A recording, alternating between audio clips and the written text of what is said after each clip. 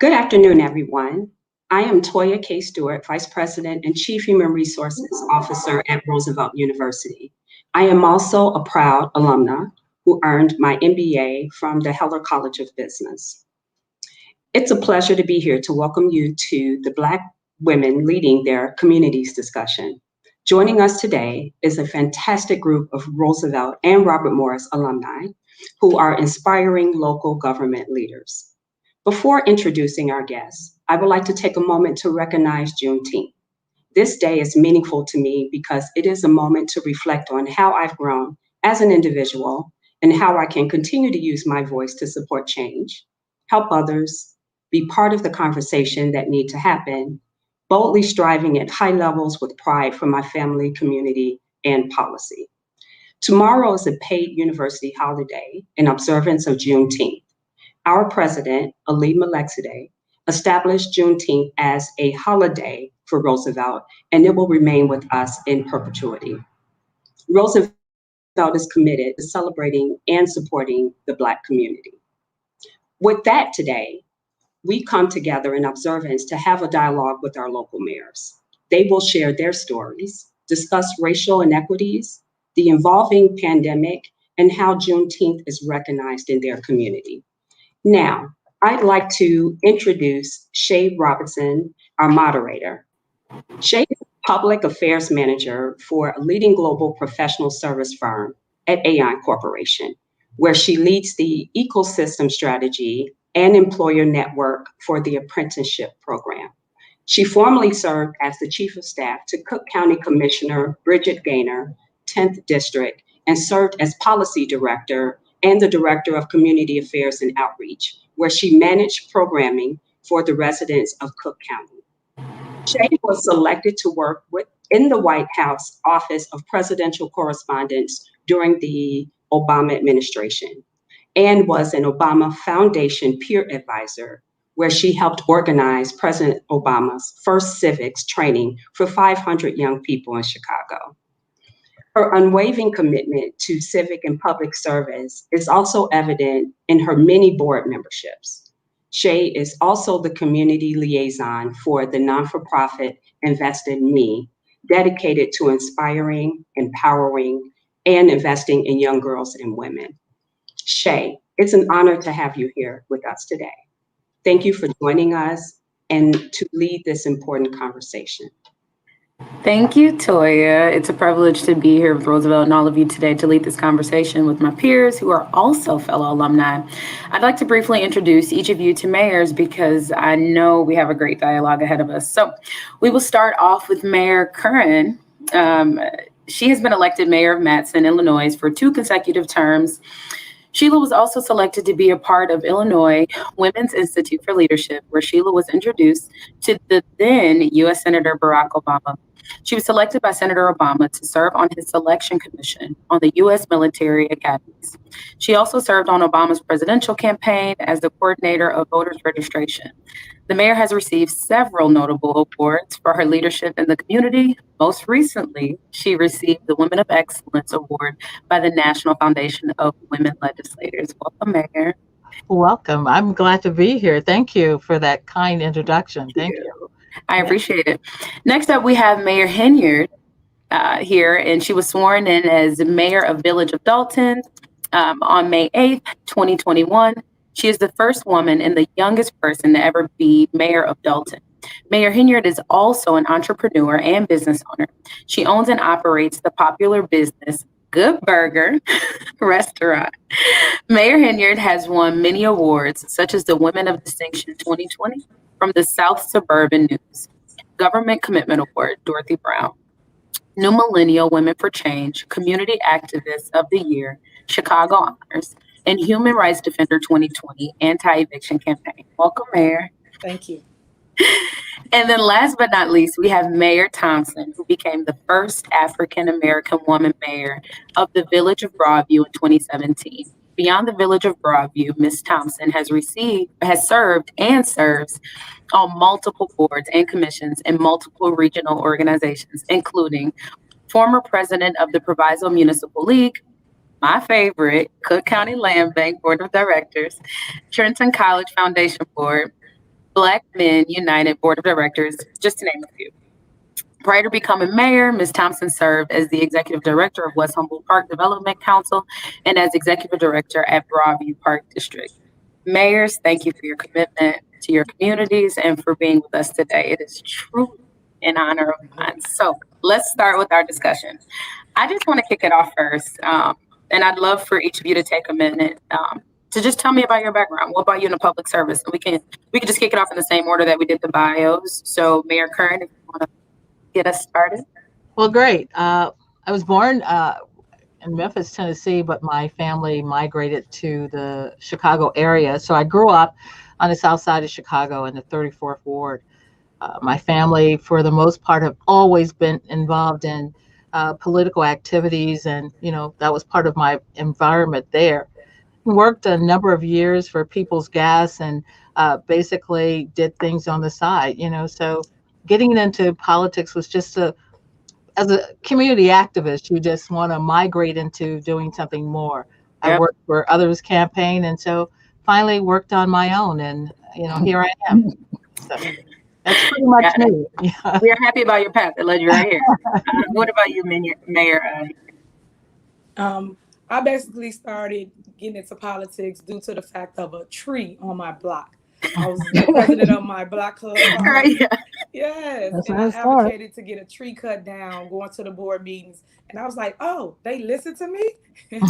So it was actually kind of cool. So once I did that, and I just got the energy to run for it, I ran for office. They did knock me off the ballot the first time. Then I ran 2 years later, and I won. So nice. Of course, Good Burger helped me to be known in the community because I was pulling up my food truck with my ceiling missing. I was food gets everyone. Yeah. Yes. So that's just a little background of mine.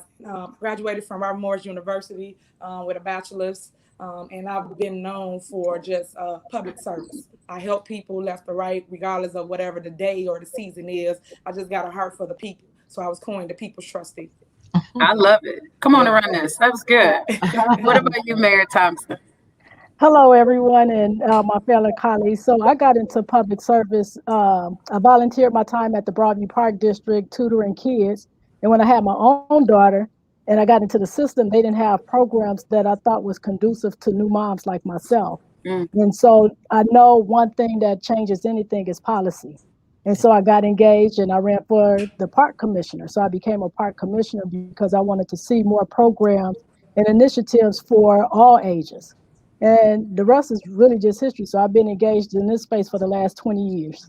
Oh my God. Well, I love it. And you don't know how excited I am about the land bank plug there. That's really good ad for me. But both of you, or all of you, spoke about a little bit about your history and sort of what got you started. And I know that you guys have been doing this for some time now. But what are some of the pressing issues that either, started in your communities that, you ran on, or either that are facing, that you're facing now? And how has the pandemic affected that engagement with your communities? And we can go in the same order that we did, Mayor Currin, if you want to kick us off.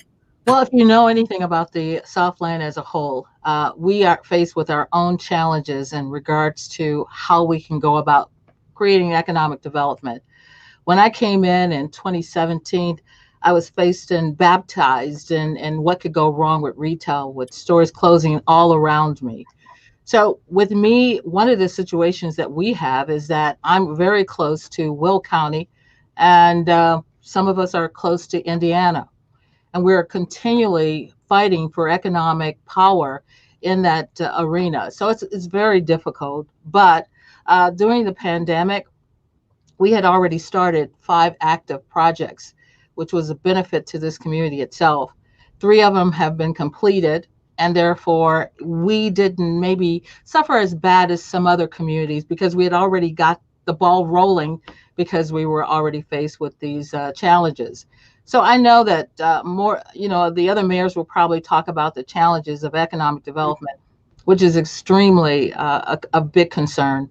And what we've done here in the village of Matteson with staff and a great board is that we've stepped in front of that by maybe making sure that we think outside the box. We're not just looking at retail, and we're looking at e-commerce with now Amazon coming, now with Sam's Club being a part of this community and doing some of those things. During the pandemic, we had 6 hotels. Each of them suffered with losing more than half of their sales revenue. So that was a big issue there. But my major concern, and the thing that I'm most proud of, is that we had a community that was safe and healthy for the most part. And that was the focus. We can focus on economic development, and that's extremely important. But during the midst of a pandemic is making sure that your residents are safe.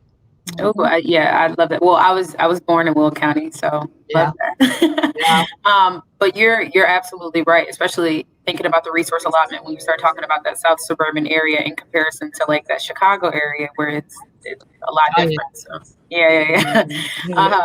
so you, Mayor Henyard? Sure. The number one issue we have over here in my community is dealing with crime. As I ran for mayor, I vowed that I will bring more officers to the city, which I have done that. We hired five new police officers and 2 commanders last week. My first week, we hit the ground running. We did boots on the ground. So we went and we had an initiative of going to door knock, making the community one with the police once again. As you know, nationwide, people are divided as relates to police. So I want them to understand that you do need the police. Until you have to dial 911, we can say everything under the sun about why we don't need them, why we should cut their budget, but we truly, truly need them. So we got a lot of great intel. I encourage other people to do the same, have them at the doors, forget riding in cars, because you can miss stuff riding in the vehicle, and you don't get the opportunity to talk to the resident. They like to just feel that you are listening, that they're being heard. So that was great for me. And my second major issue is our vacancies. We have a lot of vacant property here in town. A lot of times people either lose their home to foreclosure or they just walk away from it. And due to the pandemic, we've been getting a lot of squatters. So now we're trying to get that under control. I have created a housing program to basically buy by the block. You can buy your house next door for $5,000 and move your child or loved one into that home. Those properties consist of cosmetic. So that's like flooring, paint, something that I know a resident can't afford. And then on the other end, the ones that need the most work, that's got a whole family of raccoons living in it, or got holes in the roof, or need a tear down. Those are going for the investors. So I'm selling those for $1 free.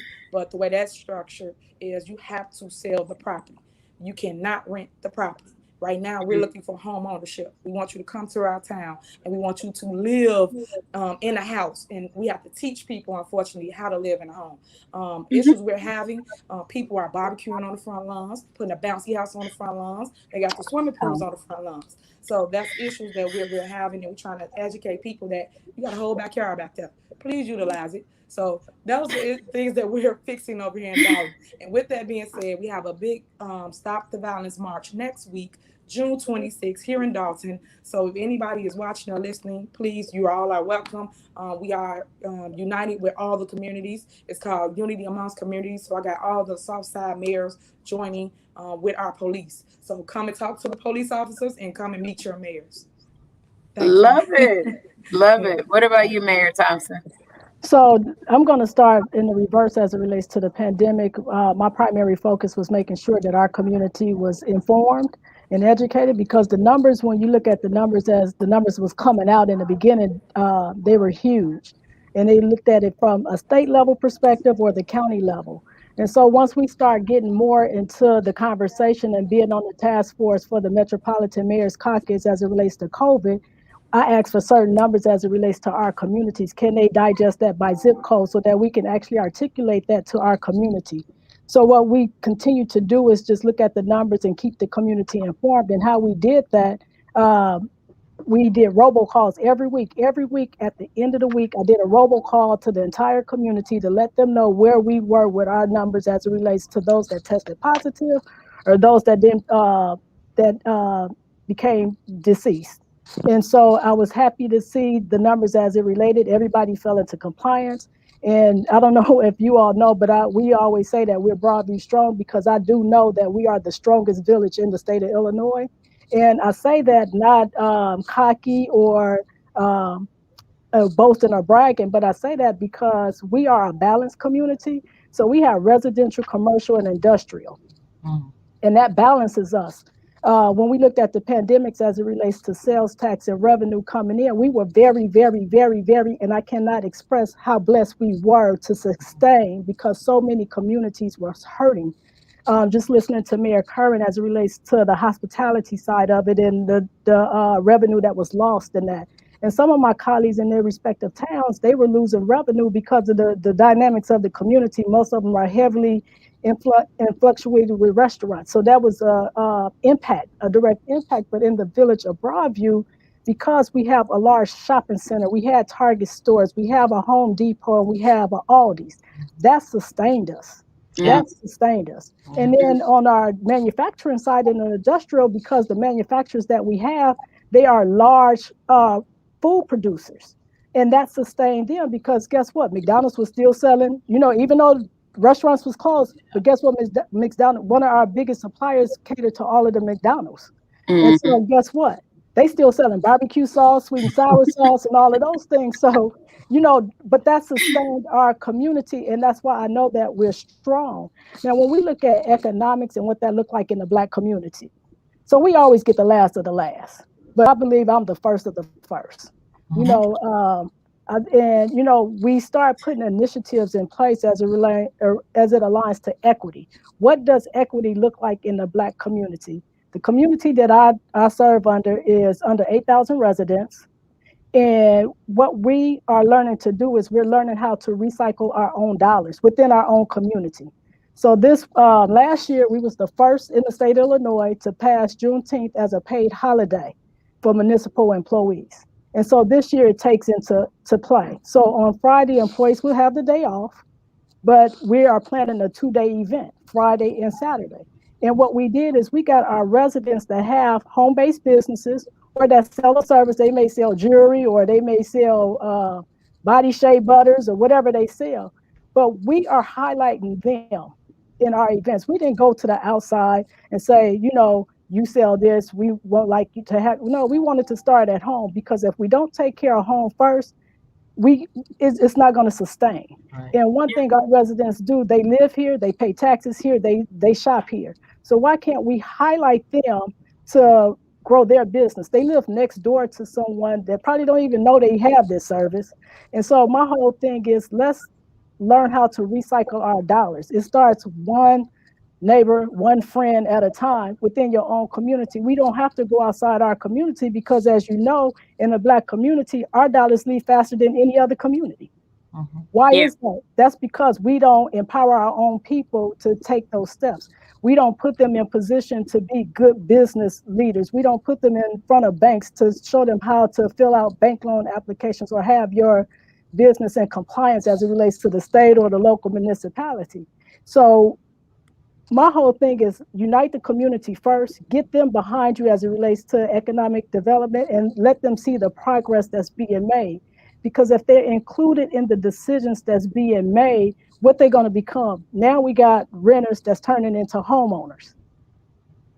And they know how to keep a home. I never tell a homeowner that come to the village of Broadview, congratulations. I always say, welcome to home ownership. Because with home ownership becomes, you got to repair that roof. Where the money going to come from? Yeah. I mean, we know we deal with some flood zones in certain parts in our communities. When your basement flood, guess what? That's home ownership. That's not on the municipality. So is it time consuming to educate your community? Absolutely. Absolutely. But it's worth everything to me to make sure that my community is informed. They know what the rules are, and they know what the expectations are, and they know that we are Broadview strong and we thrive in excellence in every aspect of our village. No, I love that. And thank you all for those detailed answers. I think that there's like this line of access conversation that equals equity. And it's, I guess the broader conversation that we, get to is like you said, Mayor Thompson, educating, those in your community, or making resources available, like Mayor Currin said, and Mayor Henyard. So I guess while we're on this topic of racial equity, a lot of you, or all of you, actually spoke about what you're doing in your communities and resources that you made available. We have an audience question from Dan. which is a question that in government, y'all know we get a lot, especially from those outside of, sort of the inner workings of politics that only see it from a community standpoint and sometimes feels like the wheel isn't moving or what are y'all doing in the background? So the question from Dan is, inheriting a city with a plethora of historical and complex issues that need solving, do you feel as if you are managing a sinking ship, or do you have hope that the issues are solvable?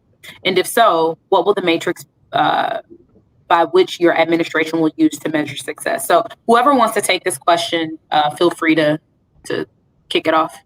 Well, I'm one of the individuals that said when I came into the village of Matteson that I was baptized in what could go wrong with retail. We've already changed that trajectory, and therefore I am extremely excited about the prospects of what will happen with the village itself. Just like Mayor Thompson, during this pandemic, we had a Menards and a Home Depot, and all of those things did extremely well.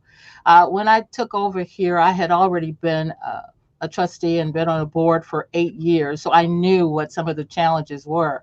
Right now, everyone's looking at how we can move more closely to e-commerce, and the idea with Amazon opening up this fall in the village of Matteson, that's going to hire 1,500 jobs right there. We have, as I mentioned to you, 5 active projects, 3 of which are open. Pete's Food Market, which is now one of the biggest grocery stores in the Southland, and have generated $1.5 million in the first week that they came in. So I'm real excited about what happens as we move forward, because with not only the board, but with the village itself, residents are excited about the prospects of what's happening here in the village of Matteson. It has been talked about in reference to the excitement. We have in a community that's about 23,000 now, 23,000 strong. We are still building homes. Individuals want to live here. So excited about that prospect. We've changed how we do business here, not only with our police. I know that was one of the things that we talked about long before we talked about police reform. I had already started with making sure that they had body cameras, and that our forms and everything that we were doing was updated. So we've already done those things. So we're excited about the prospects of what happens here in the village of Matteson. We're still bidding for our casino out here in the village of Matteson, and we're excited about it. We're excited that people know where we are and know what we're about, and that we're on the map. So when people say, how do you not be excited about a community that you work hard to move forward? And with what I've seen in just the last 4 years of what I came in and where we are now, I'm excited about the possibilities of what it will be when I leave. So I love it. I feel fired up. I need to move on to Matteson at this point. I'll take you on a tour. I love this community, and I think we have a lot to offer. When I talk about the fact that some of the restaurants we did lose 2 in the midst of the pandemic, but in that most of our restaurants thrived. You got to realize that some of those restaurants had already determined that they were going to possibly close with certain franchises. But for the most part, we've moved forward, and we're real excited about the possibility of what will happen in the village of Matteson. You just have to tell me if Dusty's is still open. Dusty's is still open. You got to come out to okay. You haven't heard Sunday after church and Bocce's and all of these different restaurants that we can go to and enjoy, and Hidden Manor, which was on Best in Chicago. So you come out for the occasion and the shrimp and grits, and I'll show you around. Come on out. Love it. Any of the other mayors want to comment on that question? Sure. So as it relates to historical and complex issues in the village of Broadview, I'm just happy to say that we haven't had any historical complex issues in Broadview. We're so small that I'm fortunate to serve in a community where we can get some good work done. So as it relates to how we manage to not have a sinking ship, is my whole platform is informing and educating the community. especially when it comes to hot topics. And so an example would be a couple of years ago, we had entertained increasing our water rates. And no one likes to talk about either taxes going up or your water rates going up.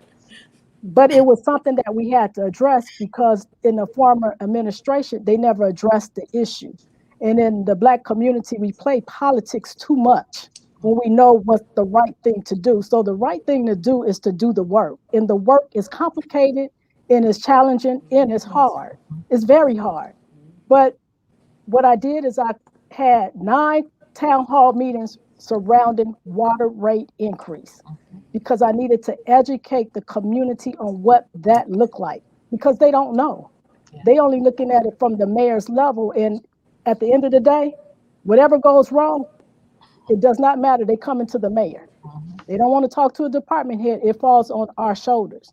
So if we don't take the time out to inform and educate our community on initiatives that's complicated and could be contentious, then that's when the ship will sink because now it's a fire. So why not deal with bringing it up front and dealing with the elephant in the room? Yeah, it's uncomfortable, but it has to be talked about. But you can articulate that. I'm not the expert in a lot of these matters, but I have department heads that lead their operations. I entrust them on doing the operations. Yes, I oversee it, but I don't make decisions in the operational component of their day-to-day operations. That's their job. Yeah. They are held accountable to get that information and make sure that they can articulate that to me so that I can speak to layman terms to a resident.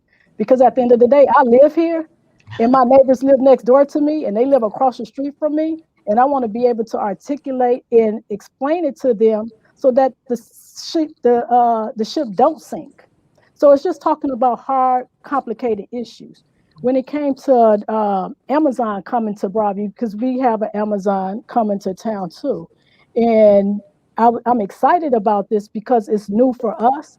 But I always said Broadview is so small. So it's 14 towns within our township. And we're one of the smallest municipalities in our township. And I said, if one company took one risk on Broadview, it would change the dynamics of our community. Well, that company was Amazon. And in April, we launched our environmental sustainability plan because what we don't talk about in the Black community is how we are environmentally sustain ourselves. And that's a conversation that has to be had, but it's not on our platform, but it's on my platform. So even with Amazon coming into play, we've asked them to put in EV stations for electric vehicles because we know in the future, by 2035, research has already said that most people are going to be driving electric vehicles. So why won't our municipality be in position to be able to accommodate that need? So they're going to help us with that. We've gotten our business industrial partners engaged in solar conversations. We've changed our building codes to accommodate solar so that we can save residents money on electricity. And so in industrial, they're taking the lead. They are replacing roofs on their commercial buildings and they implement solar panels. The school district is involved with this conversation, so the kids are getting engaged. And so the whole premise of all of this is equity in creating a workforce development for our community. We have to train our people on what that looks like, and we have to make sure that they have the tools so that they can have some success.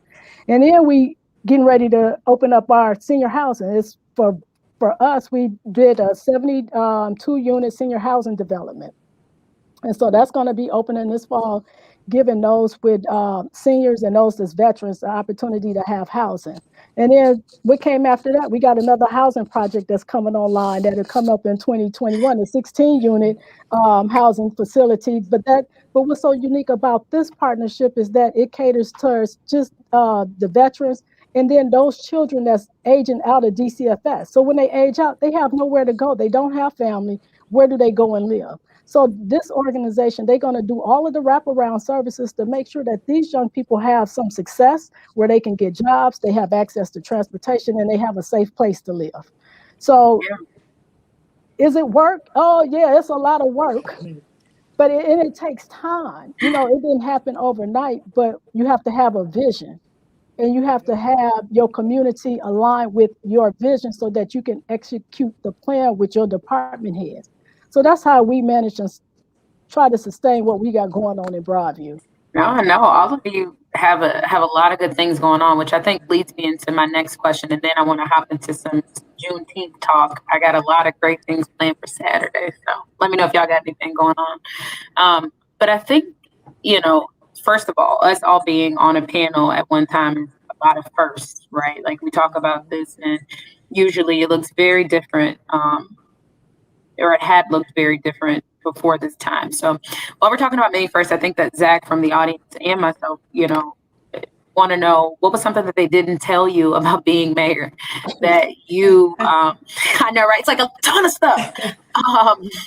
They didn't tell you about being mayor that you were surprised to learn after being elected. And then I think a bounce back after that question is, what do you, hope to inspire or tell other young women like myself who aspired, to join in leadership. Now, I'm not saying running for office, so don't anybody look at that and say that I want to run for office. But I think leadership shows up in, a facet of ways. And so what do you guys have in mind? Besides showing up authentically, which I think each of you do all the time, which I appreciate. So how about we kick it off with you, Mayor Henyard?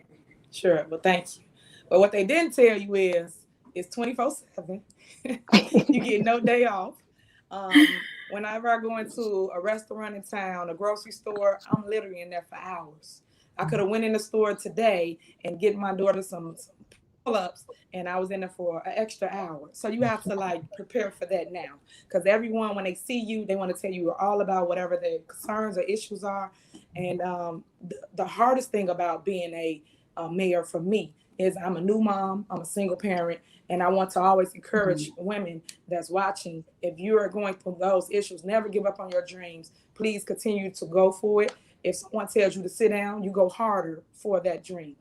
You still can do it. I had a great support team around me, and that's how I was able to accomplish a lot of hurdles and a lot of things as I ran. I am proud to be the first female African-American mayor of Dolton. Half of the time, women are pushed to the back burner. Now we're front and center, and we're leading. I just want to make sure that people just see us as a beacon of light and learn from us and learn from whatever decisions we make, so that you know how to direct your town. I learned from both of these mayors here. I want to just throw a shout out to Amazon. Complete this trio right here. I'm the only one that will have Amazon in town. I just want to throw that out there. Disclaimer.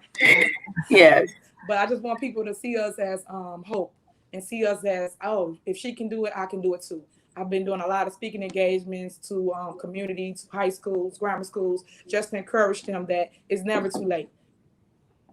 I love it. You talk about the village. It takes a village, and our set of issues are usually unique. They are unique to a lot of things that we face. And so it's not a blanket statement or a blanket rule book that you can just apply that'll fit all things. What about you, Mayor Currin? Well, there was a lot of things they didn't tell me, but as you mayors know, I was the first female mayor to be elected here in the village of Matteson. And of course, they didn't tell me that individuals will underestimate you just because of the fact that you are a female. But I want to say to you and everyone else that the best thing I got going for me is that people continue to underestimate me. So when they underestimate you, they're surprised at what you're able to do. And so I say that to any young woman or any woman thinking about running for office. I think the first thing I did for a number of years, for over 10 years, is helped others to get elected. I worked with several individuals making sure that they got elected. I was a product of I Will, Illinois Women's Institute for Leadership, graduate class of 2005. And they taught me a lot about fundraising and how to help and work with others. So there's so many things that you can do, and there's so many things that you will never know until you step into the shoes of being the mayor. You can have some days where you are truly unappreciated, and truly the work, that it's hard work and you're out there doing it 24/7. Of course, it's always time when you go to the post office or go to the grocery store to buy chicken, and you're in there for an hour because that's a part of the job itself. Yes. So what we are doing is continuing to remember that my mother says she doesn't like politicians. she says, but not you, baby, because you're a servant. And so I try not to forget that I'm truly a public servant. And that's what you get up every day and you have an opportunity to make a difference in others' lives. So with that being said, it's a great job. I love that. And from what I took from that, people can only see you as far as they can see themselves. Yeah. And so, I love that. That was good. You see me taking notes over here. Good. What about you, Mayor Thompson? So the thing that they don't tell you about when you get elected as a mayor or the head of the town is that everything falls on your shoulders. Yes. Well, no matter what, good or bad, anybody does, whether it's from the police department, fire department, public works, building, any decision that's made in the operational, it falls on you. And it's like you're responsible for everything and everybody. And sometimes I feel that's unfair to say, but I understand the role and the magnitude because people just want what they want. So I've learned that people just want what they want, no matter what it is, and however they got to go about doing to get it, they will do that to get that. But I'm glad that I've been in the arena for so long that I kind of know. I've never been a mayor, and I've never been a trustee. I went from being just engaged in local stuff, and in my job that I did outside of the village, it put me in a position to be connected to the political arena. And so I have that knowledge base, but to sit in the seat and to see it firsthand, even like with Mayor Henyard, when she talk about going to the grocery store and, spending time there, I can promise you it's going to get easier and better once you figure it out. But nobody can tell you how to figure it out. And that's the thing. And for me, I've said it publicly and I'll say it in this platform. I don't want yes people around me just because I'm the mayor. I don't, because if you are a yes person, guess what? I'm not growing, and I want to grow as much as I possibly can because I'm still old enough to continue to still learn. So I'm open-minded in that.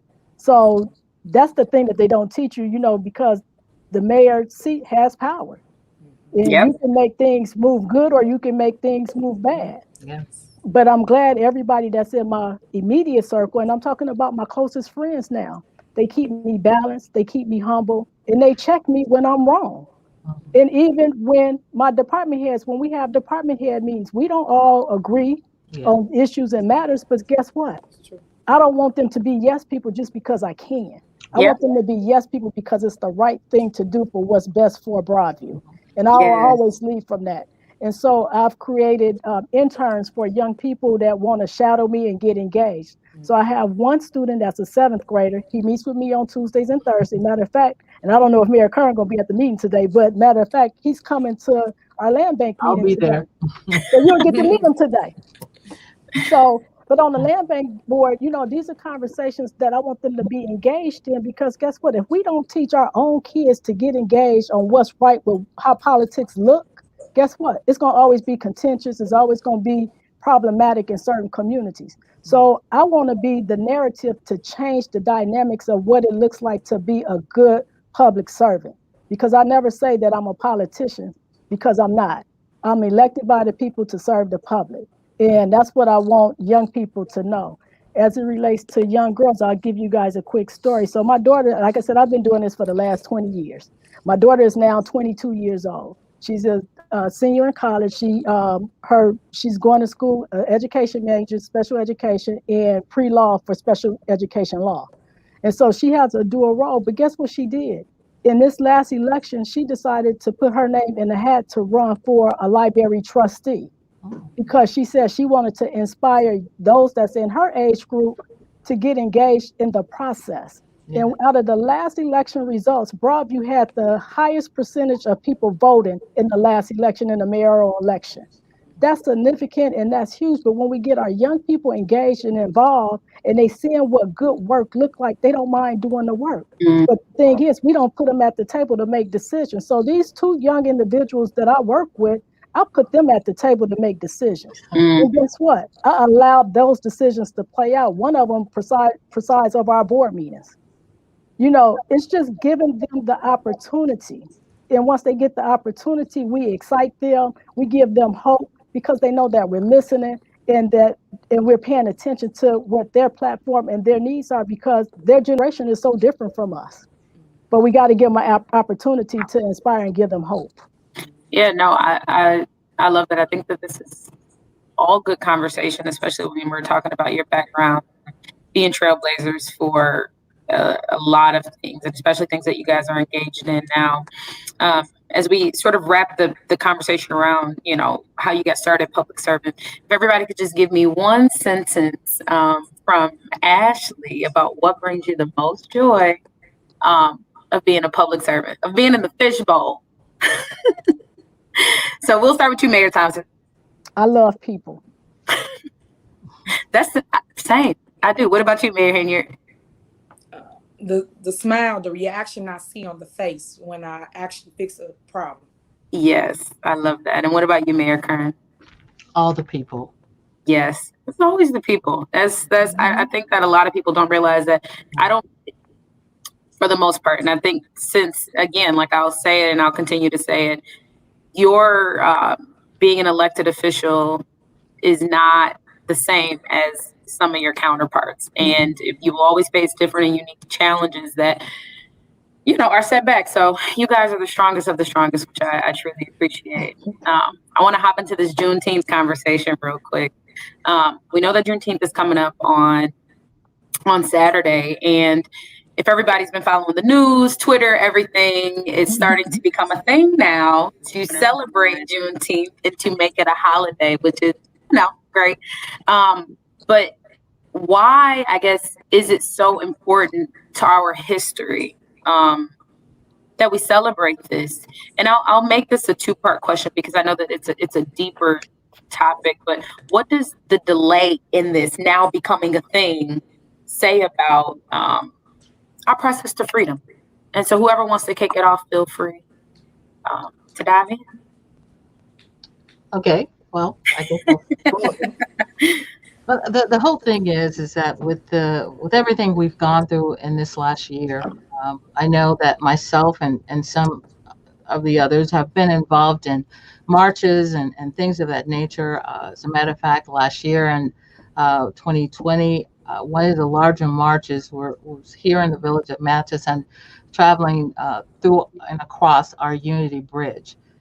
And now I think what it has done with the Juneteenth is that more people are celebrating that, because there's an interest in knowing about the past and realizing the past in order for us to move forward. So it's extremely important. I mean, before, you know, everyone thought of it as a big holiday. I used to do this with my children in reference to what is it and having them explain it. Now, this holiday, I'll be celebrating with Delta Sigma Theta Incorporated will be in the village of Matteson at one of our parks and celebrating Juneteenth. So, you know, this is an exciting time, but we can't forget why this is much of a focus now. When George Floyd was killed last year, and there was a big call for action last year, we should continue to call out that we need to continue to move us all forward. And until we can make those unbelievable changes that we have to do, not only in our community, not only with our police, but within ourselves, we will see similar things happening. So I look forward to a celebration of it. I look forward to, you know, talking about it some more. But what we really have to do is not forget the past so that we can have a better future. That's right. Yes, no, I appreciate that. What about you, Mayor Thompson? So for me, with Juneteenth, I grew up with a background where my grandparents and my parents, we talked about Black history. And I think what's missing in America is they kind of missed it with the civil rights in the last 50 years, when it's not just Black history, it's American history. Juneteenth is a part of American history. And we missed the opportunity to really connect that. And like Mayor Currin said, when it came to the George Floyds and the Breonna Taylors last year, when do we stand up and start talking about what matters to Black issues as it relates to race? And it's a complicated, could be a contentious conversation, and people are not open to it, because I could just imagine being white in America. It didn't happen on my watch. I was born into it, but guess what? We was born into it too. These are our ancestors that we're all three of us, Mayor Kernan, Mayor Henyard, are standing on our ancestors' shoulders. Yeah. And they expect greatness out of us because they planted the seeds during those trying times. So when you look at the dynamics of Juneteenth and when 89 years later, then we get Juneteenth. Galveston, Texas is the last union to abolish slavery. And so this is our opportunity to give the history and the facts on what took place, as painful as it is. As painful as it is. It's painful for us too. But guess what? We such forgiving people that we just say, okay, let's not talk about it, brush it. No, we need to talk about it because guess what? If they can call us out our names or they can keep us from being powerful, look at Tulsa, Oklahoma, 100 years later, this was a thriving Black community. What are they afraid of? We just want to do our time here. Even 60 Minutes just had a special on Africa Town in Alabama, where they brought slaves into this community and then they burnt the ship. That's criminal. Yeah. That is criminal. And we gave free labor to America and we can't even get recognized for it. So I hope that the Juneteenth don't take away from reparations and give us the due respect that should be given. I hope that we do not allow this celebratory event take advantage of what's really at the table. Yeah, So tip of the iceberg. we have to keep pressing on, just like we pressed on through those marches, just like we pressed on to get Juneteenth a holiday. I'm happy that Senator Lightfoot took the lead on making sure that Juneteenth was a state holiday. I'm happy that Governor Pritzker is going to put the ink to the paper to make that history for us. I'm glad that Congress is talking about this. And as the National Black Caucus local elected official regional director for our state, I'm glad that we're talking about it at a national level. That, you know, the things that they asked me to put, you know, what did I wanted to put in place to see it as it relates to Congress passing this as a federal holiday. And like I said, it's all races that need to be informed and educated on the history. It has to start at the school level. So they should put that in the history books and not, you know, walk around, just talk about civil rights. That's where they kept it at. And if you didn't learn Black history at home, all you learned is about this block of time. Yeah. So let's go back to 1863. Let's go back some years and bring us up to current and go through the timeline of the pain that Blacks have suffered in this country. And to this day, we still suffering. We got too many guns on the street. Where are they coming from? Where are they coming from? They plant things in our community to keep us in bondage. But we as leaders have to stand up to that and say, no more. No more. It ends on our watch. So I'm happy that these mayors are here with me and we have a connection through our alumni association, Mayor Kernan and Mayor Henyard. It's up to us to take the step to say no more in our community. We don't take, you know, we're not going through the back door to the back door. You cannot keep taking the bag and expect the same results. You got to just let that stuff go and just be a leader and serve with integrity and dignity. And when I leave this role, guess what? They're going to forget all about Katrina Thompson. I'm not going to matter to anybody. But what I want my legacy to be, what I hold to see, is that I serve with dignity, respect, and integrity and transparency, period. I don't know what I can really say after that. I'm going to touch back. I have another question that I want to follow up on from the audience, but first I want to give Mayor Henyard your take on it. Sure. What I love about what's going on today is that everyone is taking a stance as it relates to what they believe in. So everything's coming to the forefront as it relates to laws and holidays. Yesterday was the first day that he made it a federal holiday. I love that. But I still want us to continue those conversations in the schools, in the churches, and talk about what's going on in the world. I remember growing up, when I went to school, we prayed. They took prayer out of schools. So it's a lot of things that we need to fight for again. So I'll vow to everybody today, I will still move as one in my community with my school board, library board, 205, 148, and 149. I want us to stand strong and fight for what's right and get everything rolling once again to put the kids back where they need to be. They've been out of school for over a year, and we have to educate. And the best educators are the parents, the teachers, the priests, the preachers, everybody. But it takes a village to raise a child. So I stand strong with anybody that's moving in the right direction as it stands for, I don't want to say Black Power, but Black Power. Right. You know, they say you ain't politically correct. I get all credit for it. Black Power. Right. I'm Black and I'm proud. Okay, right. So I'm a back up and say I stand proud with my community. And tomorrow, no, is it tomorrow? Tomorrow, Friday, Saturday, my park district is celebrating Juneteenth. So residents or anyone that's watching, please join us.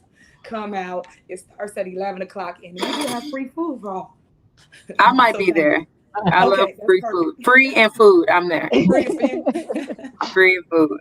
No, I love it. Thank you so much. And I want to circle back to this just one time, because I think this is a topic that, while we're on the topic of U.S. history and Juneteenth, that we often don't hear about, because people hear what they want to hear when it comes to the topic of policing increasing, in your point, Mayor Henyard, or Mayor Thompson and Mayor Currin, about keeping your community safe. And so talk about differentiating, defunding police and reallocating resources for police.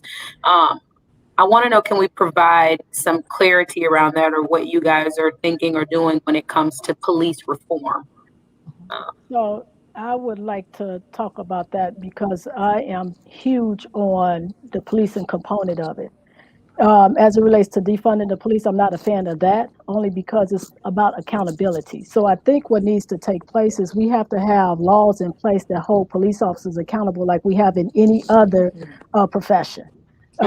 Because, I mean, in just being real upfront and transparent, it is the good old boy club. They look out for their own. And I can't be ignorant to the fact that they don't. And none of us in this platform should be ignorant to that component of it. But we have to hold them accountable, because when you look at the historical policing entity back in Europe when it came to America, that was their way of policing people and holding them to a different standard. So they have these powers, right? And so we have to not take their powers away, but we have to hold them accountable so that they don't expect that nothing is going to happen. And I know Mayor Currin can probably really relate to this when we start talking about the negotiations and the police and the demands. You know, some of them feel entitled because you are a police officer, you entitled to X, Y, Z. And when do the accountability become a part? So I am huge on community policing. I'm fortunate to have a police department that support my initiatives as it relates to how we look at policing in the community. We have body cams on every officer. We have dash cams in every vehicle. We have good policies in place as it relates to arrest and all of those type of different things that take place in the community. But what I brag the most about our police department is they community engaged. They have boots on the ground. If we've had a shooting in our town, me or the command staff or the chief go out and we talk to every resident that it impacted on that block, period. I don't care how tired I am, what's going on in my world, but I want to know, and I want people to know that they are safe in Broadview, no matter what. And it takes a lot. Police officers don't just deal with law enforcement. Law enforcement is enforcing the law. If we start taking that power away from them for enforcing the rules, then that's going to become a problem. But if we put things in place that's best practices as it relates to law enforcement and holding them accountable, that should be embraced. But it get contentious because, like I said, some feel entitled.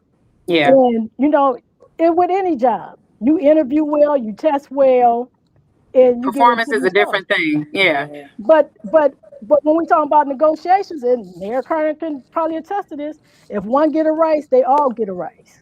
Yep. Is that fair and accountable? Because when you go to any other department that's non-union, it don't work like that. Just be fair and accountable.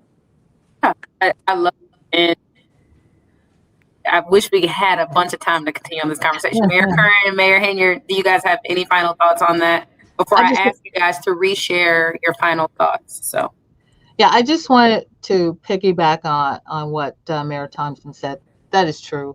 A lot of the whole name of calling it defunding has caused a bad name altogether. None of us, I believe, would want to not have policing in our community because it's definitely necessary, but it's also necessary to make changes, and change has to happen. I'm happy to say that in the village of Matteson, body cameras were done long before it was, more or less required, and dash cameras and things of that nature. We went about making sure that we hired and did more minority hiring. I'm lucky because prior to being the trustee or being a mayor, I was on the Fire and Police Commission for 10 years. I went and was the first African-American female to be head of, for the state of Illinois, the police and fire. So I understand some of the mechanism, but I do know that a lot needs to happen in order to make a change. So we're working on that, and we're going to continue to work on that. But I don't know what we can do in reference to, pensions and reforming the cost and all of those things. It's been done a long time by a lot of good old boys, and for a longer time than any of us have been in the world. So see what happens. I appreciate that. Thank you. And then Mayor Henyard. Sure. I'll be quick. One thing that I did initiate here is I want the police to be accountable. And because of their attitude towards community and community towards them, I brought in an inspector. An inspector will inspect the police. Half of the time, you don't have anyone doing check and balancing as it relates to if it's a shooting, like how you had Eric Garner, when that little issue that happened. Someone has to oversee when something wrong happens. So with that being said, that's just something that I'm doing. And then I just already stated that I hired on 7 more officers because we need police to patrol their beat, their area. But I want them to do more door knocking, more walking, talking to the community, as well as riding their bike and getting them big steps in. So oh my God. We're working on weight loss too, but little things to keep them in shape so they can chase and catch someone if need be. But I concur with both mayors. They said it excellent.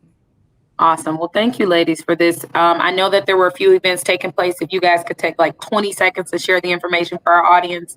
Mayor Thompson, or go ahead, Mayor Henyard, if you want to kick it off. Oh, sure. Well, okay. Yeah, sure. Real quick, I got 2 events coming up. Again, June 26th, which is next Saturday. It starts at 9 a.m. We will have registration at Food for Less parking lot.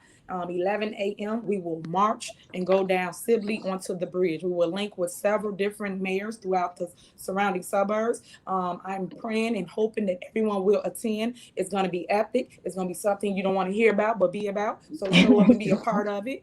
And secondly, I brought back the fireworks. We haven't had fireworks over a decade. It will be July 2nd, which is a Friday. So if anybody don't have anything going on in their town, please come and join us. It will be at Thornridge High School on the football field. You can come, bring a lawn chair. It will be food trucks for you to purchase food from. And then it will be a live band and a DJ as well. So those are 2 things. If you want to reach me or want to be a part or volunteer, my cell number is 708-297-6859. Again, 708-297-6859. Thank you for having me. Awesome. Mayor Thompson? First, I would like to say to my colleagues, Mayor Curran and Mayor Henyard, it's always good seeing you guys in a platform like this. Thank you, Roosevelt University, for bringing us all together to talk about these issues and topics that impact our communities. And I would love to see this platform taking place, maybe, with the issues, but just to have this type of platform to inform people on what it's like being a mayor and having these types of conversations.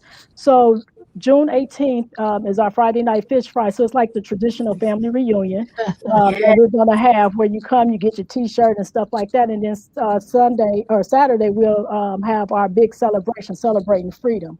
And so I always say, I'm holding on to my freedom. Can't no one take it from me. I was born into it. That's true. We was born into this freedom, and it's time for us to rise up and be leaders and not be afraid to lose the seat to do what's right. So I'm happy to be in this space. I'm excited about the timing that I'm in, and whatever changes come out of this, I hope God keep my eyes open up long enough so that I can see it manifest into existence on something that we've been fighting for a very, very long time. So thank you for having me, and God bless you all. Thank you, Mayor Thompson. And then Mayor Curran. Thank you all. I was so pleased to be here with my fellow mayors. Thank you so much for being a part of what you do. I understand how difficult it could be and definitely how sometimes unrewarding, but what you're doing is great work, and it's just good to actually have other mayors I can reach out to. The Village of Matteson will have our concert on the 3rd. We'll have it on the 3rd of July. That'll be a big concert that we have. And you can go to our website, the Matteson website, to see all about what will be there and who will be there. This weekend will be with my Delta Sigma Theta Incorporated. We'll be here in the Village of Matteson over at Memorial Park, and we'll be celebrating this Saturday. So to all of you, thank you, Roosevelt. Thank you, Shay. Thank you all for being a part of what we do here every day and getting information out. And everyone here, stay plugged to your power source, whether it be your church or your family, but stay connected, and that'll keep you grounded. Yes. Ladies, thank you so much for pouring out into me and to our audience, for being your authentic and true selves. I cannot wait to connect with you outside of this. Our time has come to a close, and Toya, I will turn it back over to you. Thank you, Shay. This is amazing. Thank you, Mayors and Shay, for joining us to honor Juneteenth. You all are inspiring leaders who are making extraordinary local change. Your stories will undoubtedly encourage others to run for office, vote, or commit to supporting positive change. Roosevelt is honored to have you as part of our community. To all of our guests and colleagues, thank you for being part of today's important discussion. On Juneteenth, we hope you have a day of celebration, reflection, and healing. Enjoy the rest of your afternoon. Thank you. Thank you. Bye-bye.